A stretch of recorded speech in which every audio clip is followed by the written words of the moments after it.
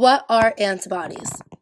Antibodies, also called immunoglobulins, constitute the gamma globulin part of blood proteins.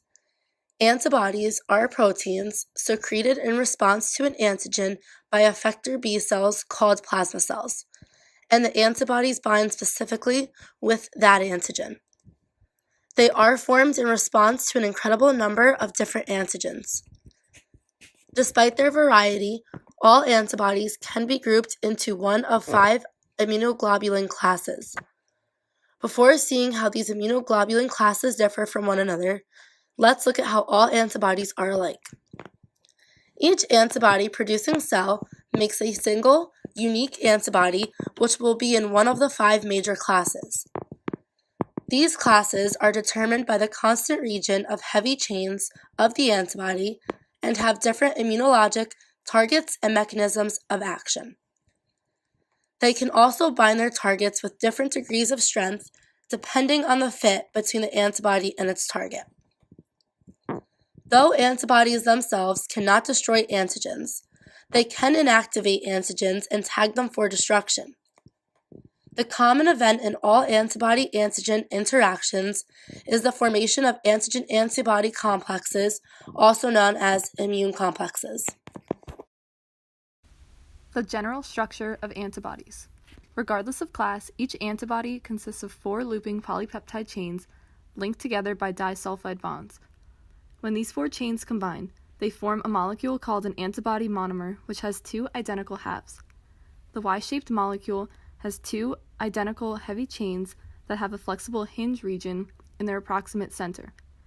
It also has 2 light chains, which are identical as well, but only half the length of the heavy ones. The loops that you see on all of the chains come from the disulfide bonds that are causing the intervening parts of the polypeptide chain to loop out. Each chain that forms the antibody has a variable region at one end and a constant region at the other. Because antibodies respond to different antigens, they have very different variable regions. Contrarily, their constant regions for the most part will always remain the same in all of the antibodies of a given class. In each arm of the monomer, the variable region of both the heavy and the light chains combine to form an antigen bonding site, which are all specifically shaped to fit a specific antigen determinant. Each antibody monomer has 2 of these sites located on each of the 2 adjacent tips of the Y. The constant regions that come together to form the stem of the molecule determine the antibody class. There are 5 main classes of immunoglobulins that each have their own functions and slightly different structures. The different classes are IgG, IgM, IgE, IgA, and IgD. IgG is the most abundant antibody in plasma and is secreted by plasma cells. It can activate an immune response that can eliminate certain forms of infection as well as neutralizing some toxins. IgG is also the only type of antibody that can cross the placenta into a fetus, which allows for the fetus to take advantage of the mother's immune response. It can also readily activate complement. IgM is the mother of all antibodies. It forms a pentamer structure that allows it to better bind to its target. It is the first antibody to be produced and introduced after an antigen has entered the body, as well as the first antibody to be produced by the fetus.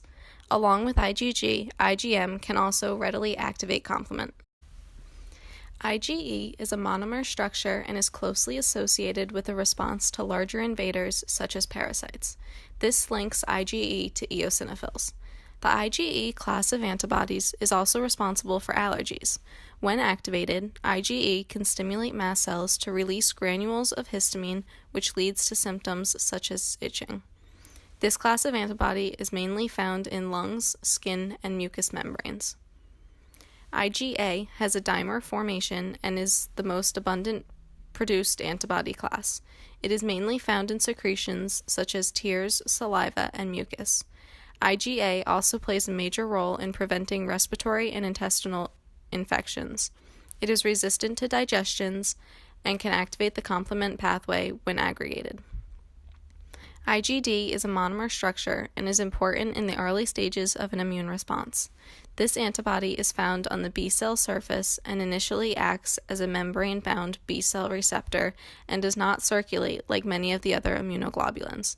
It is rarely secreted and can activate mast cells and basophils, but does not activate the complement pathway. As mentioned previously, antibodies themselves do not kill antigens. Rather, they inactivate and tag antigens for destruction. Defense mechanisms include neutralization, agglutination, precipitation, and complement activation. An easy way to remember these mechanisms is to think that antibodies always have a plan: precipitation, lysis, agglutination, and neutralization. Neutralization occurs when antibodies cover the proteins that allow the virus to bind to our cells. In other words, no entry equals no infection. Agglutination is the process by which antibodies bind to the antigen on the surface of cells. As a result, large immune complexes are formed. Agglutination occurs when mismatched red blood cells clump together. In precipitation, soluble molecules join to form large immune complexes. Neutralization, agglutination, and precipitation enhance phagocytosis by acting as opsonins. Complement activation occurs when several antibodies bind on the same cell and the complement binding sites align. This turns on complement so that membrane attack complexes can trigger cell lysis. This process also enhances phagocytosis as well as inflammation.